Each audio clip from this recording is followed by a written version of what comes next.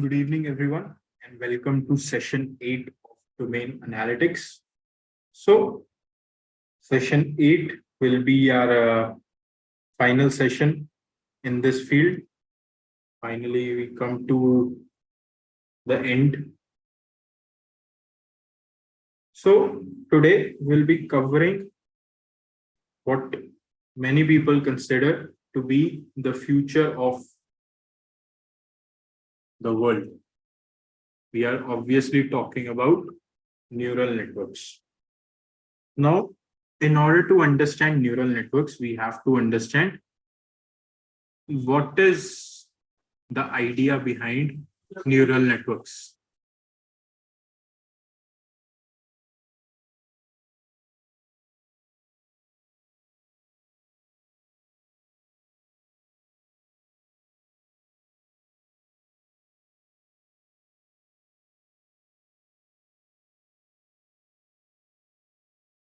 Sorry about that. So let's begin.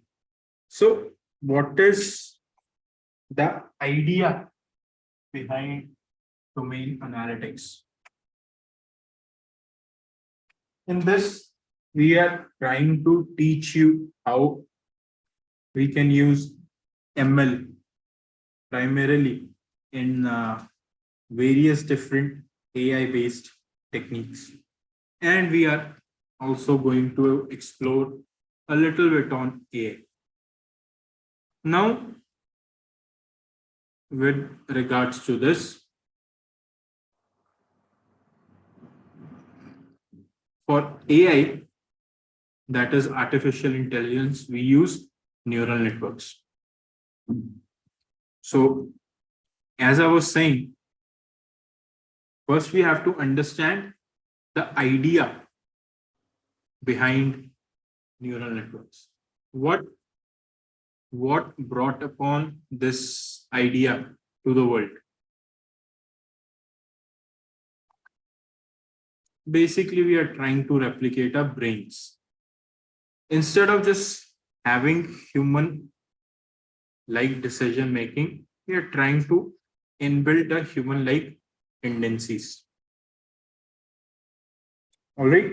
We are trying to make the machine actually work like our brain would work, trying to process this problem. So that is neural networks.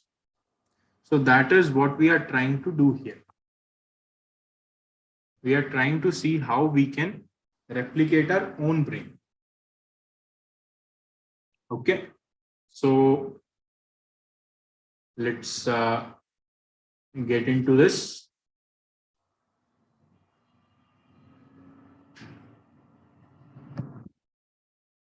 All right. So we'll go through a few different important points here. So on the left, we have a human brain. That is not the human brain. That is the decision-making portion of our brain. That is where all the decisions are made. So here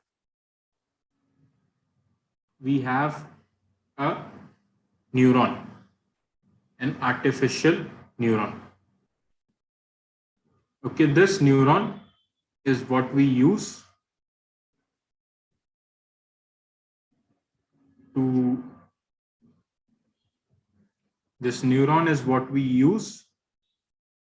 to make any decision that we make.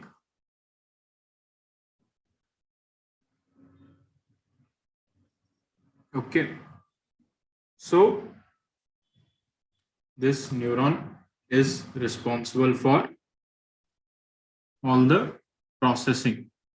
Now I'm thinking from these neurons. We have billions and billions of these in our mind that are making split-second decisions faster than we can react kind of decisions. Because without these neurons and the number of neurons we are basically nothing but animals, mindless, senseless, animals. Right? So that is what we are trying to replicate here. Okay. So if we are to break this down into a little bit something that is more mechanical, this is how we do it. We have the input signal in the form of some electric signals. All right. So using this electric signal, our body is transmitting the decisions throughout. Okay, this is how our brain is able to tell what we should try to do. If you're sitting in listening to the session, that is your mind telling you what to do. But how is your mind doing that? It is receiving some sort of stimulus. This stimulus is usually in the form of electrical signals. These electrical signals are responsible for all the decision making that happens when it comes to our body. So these dendrites, they take up these inputs, then they are passed on to the cell body where there is some sort of processing done, and then it is forwarded to us where we make all the decisions.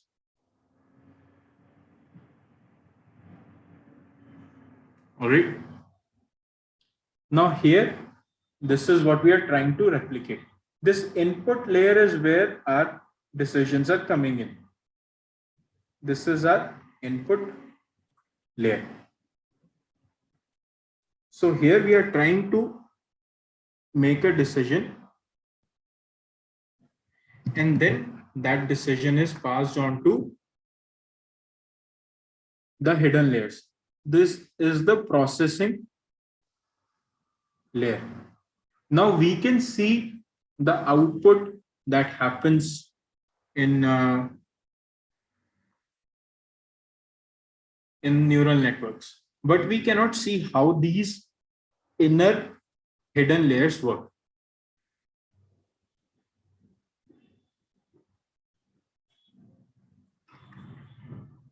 We cannot analyze them properly. So that is why these hidden layers are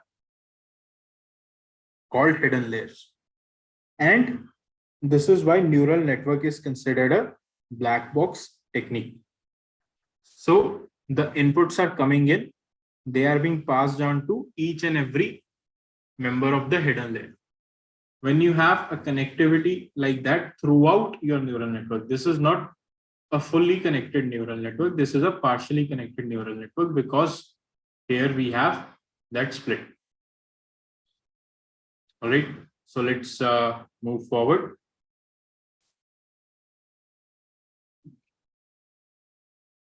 So there are basically three types of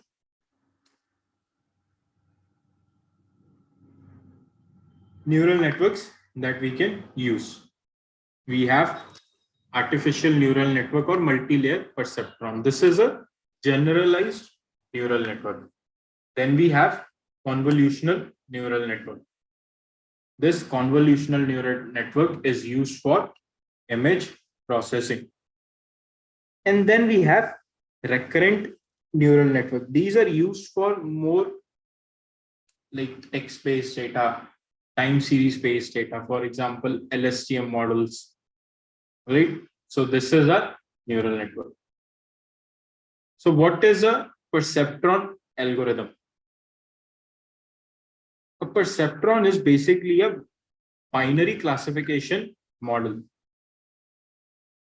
Okay, so here we have the neurons, the weights, and the activation function. So basically what happens is when the input is coming in, some random weights are assigned to that input. Those random weights keep on changing, keep on updating with each iteration. All right. So with this change of data, we are trying to assign the perfect coefficient for our input that is going into the neuron. And then we also have the activation. The activation is used to activate our neuron.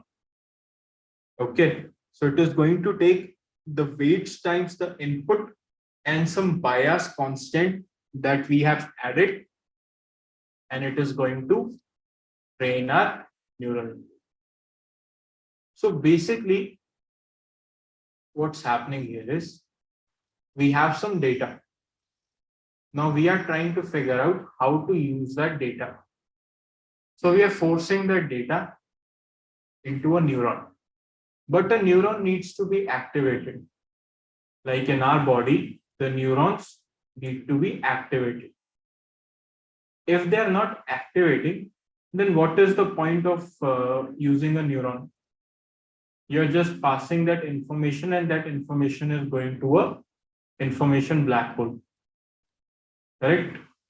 So what we try to do here is we have to activate the function so that it can perform some sort of task that we want it to perform. Now this task can be anything, right? Image processing, or what do you call it? Prediction, classification. Neural networks are capable of doing anything. That is something that we have to remember.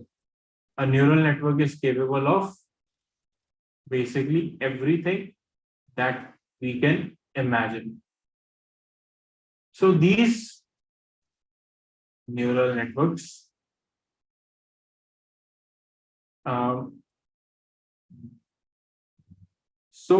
just sorry, excuse me, just 1 second, please.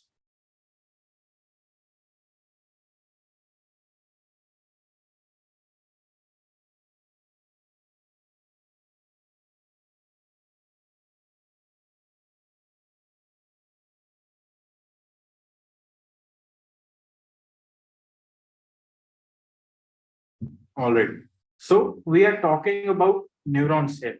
This activation function is very important. That's why we are adding some bias to it, so that the model is able to do some sort of processing. Okay. So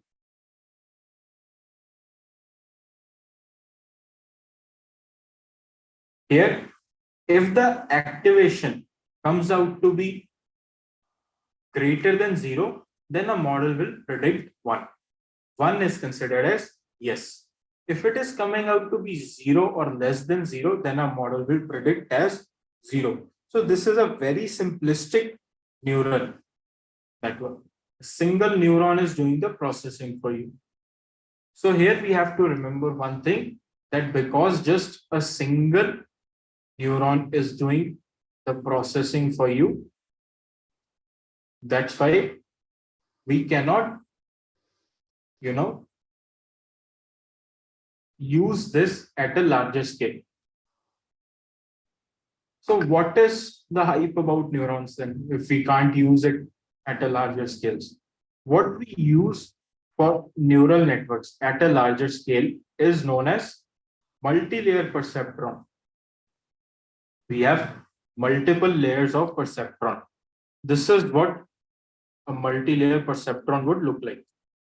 The image on the right. Here we have multiple levels. We have multiple levels. All of these levels are doing some sort of processing. All right. So using this processing,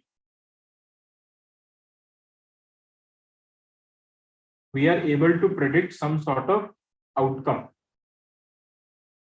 Okay.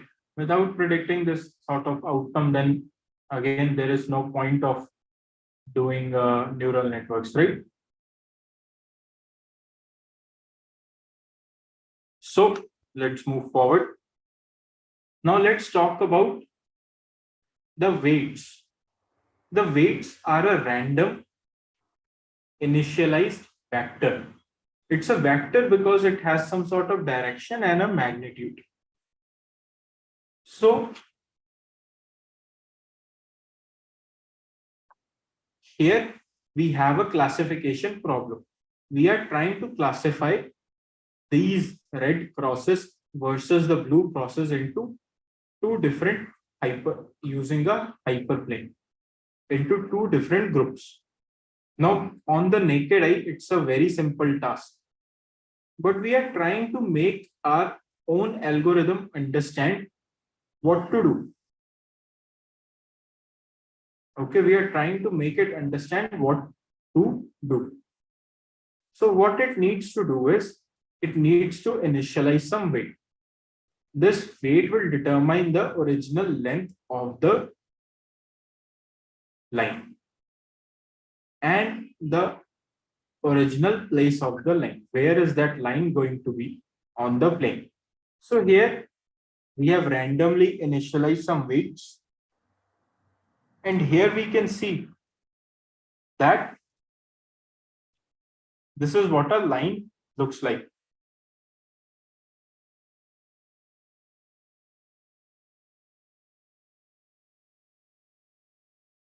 Right?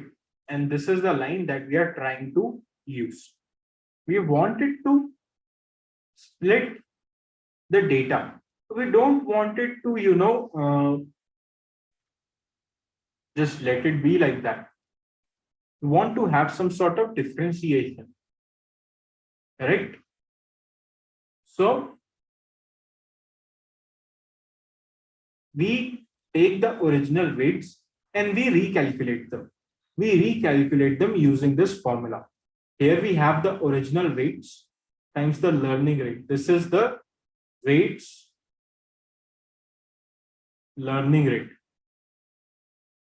How are these weights changing? By what magnitude will they be changing? All these fall into the learning rate. And then we try to calculate the error function and then we do multiply it by the original value. So this is how we are able to figure out. What are we able to figure out here? We are able to figure out how to use how to use learning rate to control our weight learning. Weight learning is probably the most important task once you are in the neural network. If your model is able to correctly recognize the weights, then everything will work. If it is not able to correctly recognize the weights, then we'll be in a spot of bother. So we are trying to figure out the best possible combination for our learning rates. So now if we look at the following line, it is not exactly dividing. Now what we have done is we have calculated new weights 1/3 and 5/6. So let's move on to 1/3 and 5/6 and see if it is better for our algorithm or not. Well, it is somewhat better. Somewhat it has improved. All right. So now what we'll try to do is we'll try to keep on improving until this classification is properly complete. Once this classification is properly complete, that means the algorithm that we have built, at least for that scenario, it is working fine. So after reinitializing the weight once, we got very close to the splitting. After reinitializing the weights, the third time,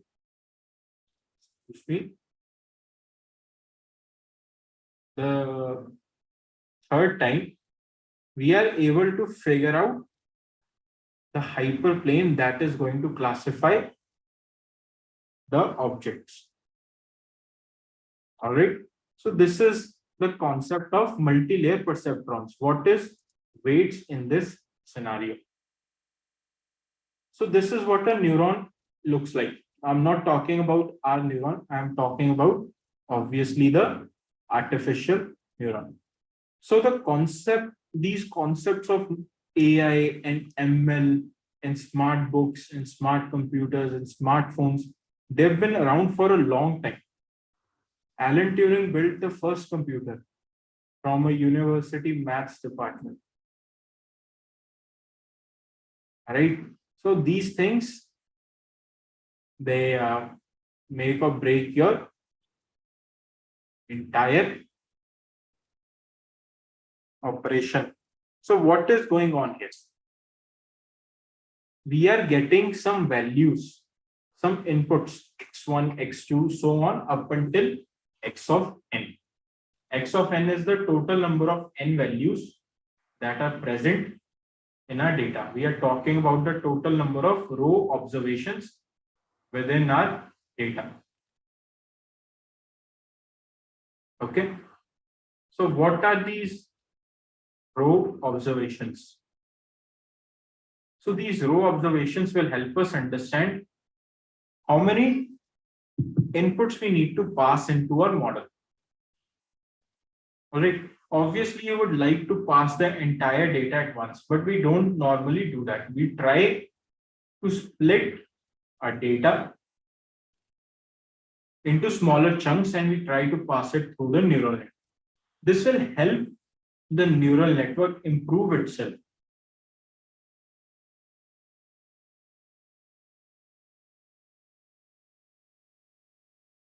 By improving itself, it can become a lot better. Okay, so this neural network, what these neurons are doing is every time they're recalculating these weights and they're trying to find the optimal set of weights. So we have to keep feeding it data, but we preferably feed it at smaller chunks. Because if we have smaller chunks of data, then it will be easy for a neural network to figure out the best possible combinations. And these combinations can take a long time.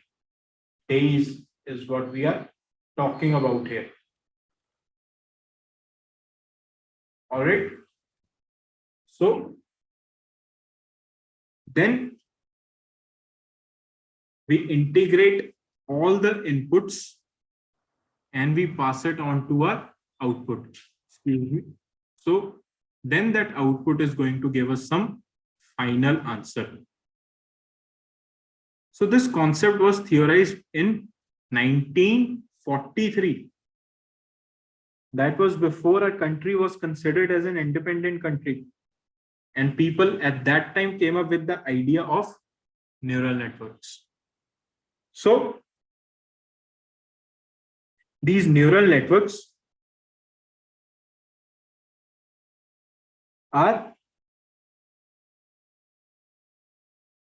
very old, but we did not have the resources to use these neural networks properly. That was up until the last decade or so. With the increasing quality of memory, of systems, of GPUs, we have been able to use neural networks in ways we could not have imagined before. So this is the kind of technological leap that we as a society are making.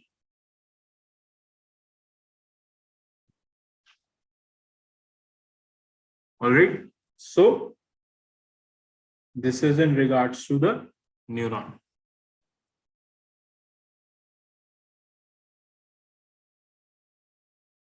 So multi-layer perceptron will have multiple layers, and it is a feed-forward neural network. Feed-forward neural network means that the information is passed on from one neuron to another in a forward-moving manner.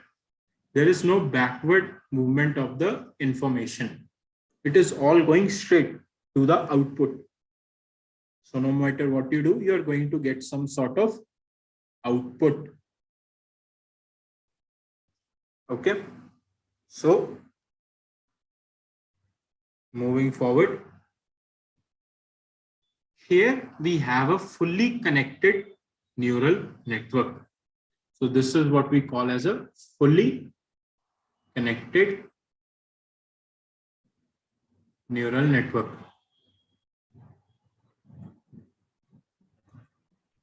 All right, this is also known as dense. It is known as dense because of the density of the neurons. Okay, because of this density, it is known as the dense neural networks. All right, so this is in regards to the multi-layer perceptron. Okay, so now instead of having a single neuron doing all the work for us, we have two hidden layers performing the decision making for us, and then we have multiple output layers giving out different kinds of outputs.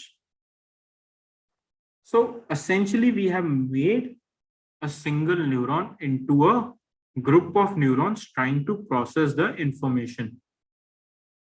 Now, the thing about AI is something that I considered very wrong, is that it is,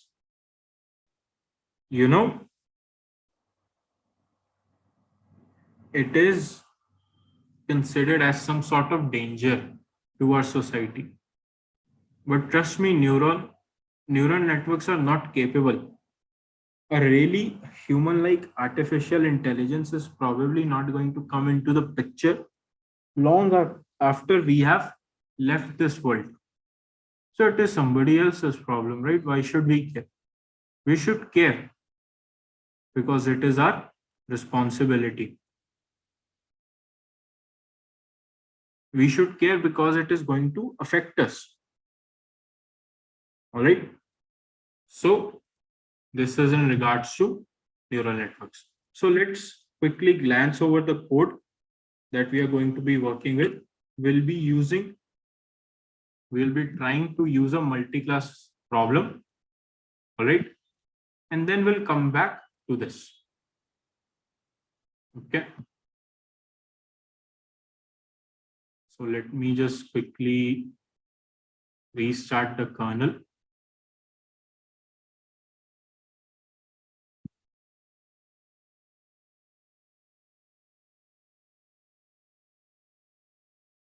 All right. So let me run the important bits here again. Will not run the decision tree code now.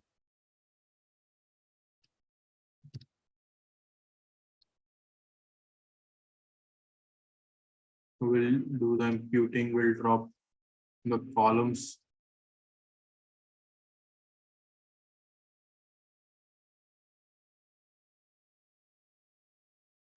Wait, I think we have already dropped the columns somewhere before. Yes, that's why I was getting that error. We'll do label encoding. And that's it. And then we'll move down to our neural network code. So what I'll do here is I'll also apply label encoding on my final output. So let me apply. Then I'll split the data into X and Y. This is our X data. This is our input data, or what we call as the independent features. Then we take a look at our final features, the output. So we have 0, 1, 2, 3, 4. So we have 5 possible outcomes. So here we'll be using a library called TensorFlow and Keras. So Keras is basically used to make neural networks easier. And previously it was supported by multiple platforms, but now it is moving more towards TensorFlow support only. TensorFlow is probably the most commonly used neural network related software there is. It's an open source software that almost everybody uses for building neural networks. All right. So here we'll import our libraries. Right. We'll guess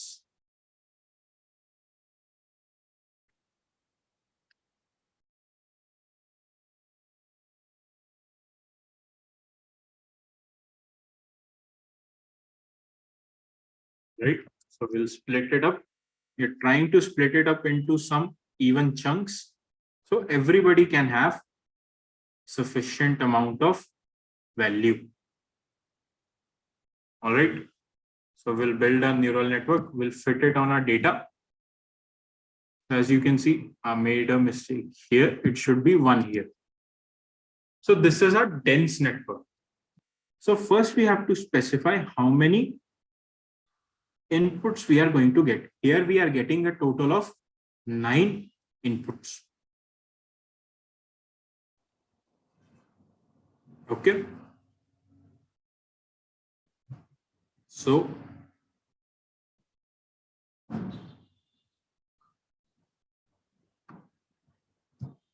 all right. So we rebuild a neural network. So as you can see, okay, the accuracy is dropping off. So maybe we did need it to have 5 different outputs. We do need it to have 5 different outputs because we have 5 different values. We have 5 different values.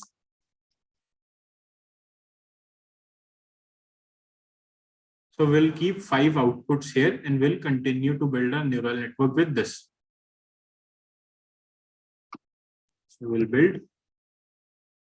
So we can see that we are getting around 71% accuracy. Okay. So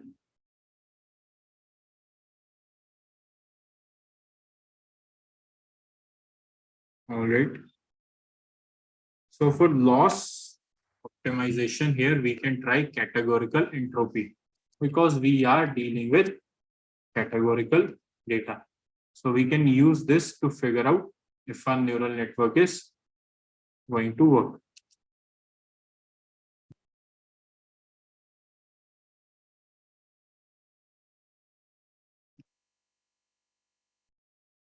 Just a second. Oh, it is categorical cross entropy, not categorical entropy. Okay, this is also not working. All right, maybe it is not the best idea. So we'll just go back to our old reliable friend Adam.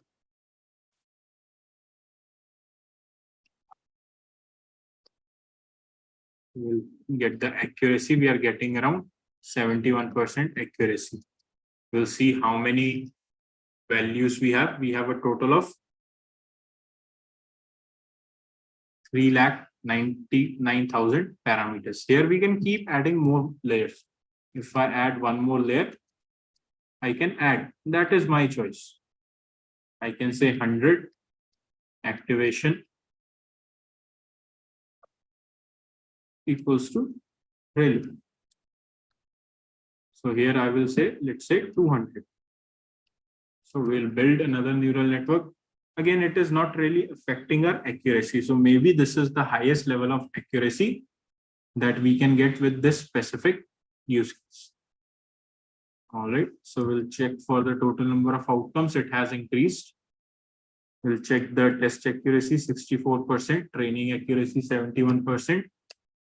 And here we can see that we are not really improving our model. What we were getting in the first iteration is what we are getting in the second iteration. So maybe we need to change these features. Maybe let's say I make this 2. So here you can see that no matter what we do, it is not going to work. Okay. Model has decided that it doesn't want to do the work. Now here with 2, the accuracy has fallen off. So maybe we'll go with 16. So I'll build the neural network again. And it is not increasing. Maybe the problem is the additional hidden layer. All right, let's see. And the problem is addition of another hidden layer here. All right. So this is in regards to neural network. So we'll go back to our slides. So activation functions. These activation functions are used to design whether or not our models are going to work. These activation functions wake up the neuron. It's like an electric shock to them. So what do we use these electrical functions, these functions for? We are trying to activate our neurons. So here we have a few functions. We have a sigmoid function. We have a tanh function. We have a ReLU function, something that we have already seen. We have a leaky ReLU function. And then we have a max out function. So we can use any of these that we please. All right. This is our error function. Here we are trying to visualize our error. What sort of error are we getting in this data? So that is what we are trying to visualize here. We need to reduce the error. So we use the gradient descent algorithm. This uses the local minima and maxima concept, something that was covered in the very, very initial stages of DS. So it is using that concept up until now. So that shows that how important understanding your class before you get into the AI session is important. All right. So with this, we can calculate our error. And using this, we can reduce the error. All right. So what are the important points here? Neural networks are considered as a part of deep learning. So they fall under the term AI. It is a computational processing model that receives inputs and delivers outputs. Then we have CNN that we use for image, video processing, etc. Then we have RNN that we use for sequence classification, sentiment analysis, etc. All right. So these are some important points that we have covered so far. So in the 8 sessions that we have taken, we have tried to see how we can use regulatory analytics in combination with AI ML. There are many people who are using softwares like this, right? They are trying to figure out the best possible option that we have. All right. So that is what we are trying to instill here. So we have taken a look at unsupervised learning techniques where we don't know the output, that is a k-means. Then we have taken a look at supervised learning techniques where we know the output. We are talking about, let's say, for example, linear regression. And then we finally have the black box techniques, which is our neural networks. All right. So that is what we plan to cover, and that is what we have covered so far. All right. So with this, we come to the end of the session. So thank you everyone for joining.